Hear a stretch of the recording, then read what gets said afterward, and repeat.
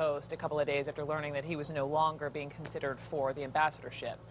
In this op-ed, Cha stressed the dangers of a preemptive military strike on Pyongyang, and he writes the so-called, quote, bloody nose strike would not stem the threat of proliferation, but rather exacerbate it, and then goes on to write, the president would be putting at risk an American population the size of a medium-sized U.S. city, Pittsburgh, say, or Cincinnati, on the assumption that a crazy and undeterrable dictator will be rationally cowed by a demonstration of U.S. kinetic power. So let's talk about that. Bruce Klingner is with me from the Heritage Foundation. He's the former Deputy Division Chief of the CIA's Korea branch. So Bruce, nice to have you back. And, you know, the fact that Victor Cha published this just as the news broke that he didn't get the ambassadorship, does that tell you that the Trump administration is seriously considering this option?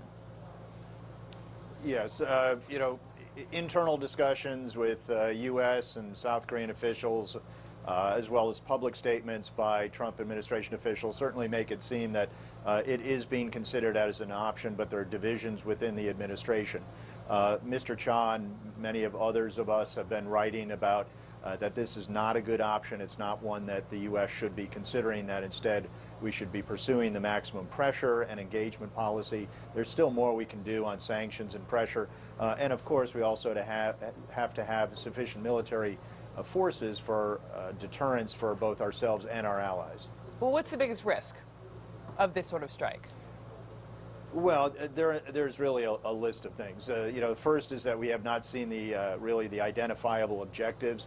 You know, how big a strike? Is it so small that it wouldn't likely trigger a North Korean response, but then would be ineffective in removing the ICBM threat to the United States? Or at the other end, it would be an extensive bombing campaign to cripple or undermine the ICBM program, but then that's likely or certain to cause a large North Korean response. Also, you know, one of the reasons that are given is that Kim Jong-un is crazy and he's not deterrable. And then when you ask the proponents of such a strike, how would North Korea respond? They'll say, well, he would, in essence, sanely, rationally realize that he can't respond. It would mean the end of his regime, and therefore he's deterrable. You mentioned, you know, people are split on this. Do you know how many people in Trump's inner orbit support the idea? Well, in talking with people, it seems that there are divisions within the administration, and I prefer not to get into who's on what side. I mean, Mattis, Tillerson, do you know?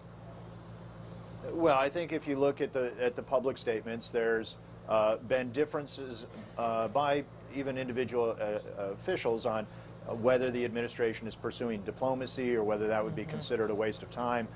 There have been statements about the really just North Korea completing a certain technological level would be considered a threat, and therefore that would be intolerable, and perhaps the cause or the catalyst for a nuclear attack, or I'm sorry, a military attack. Yeah.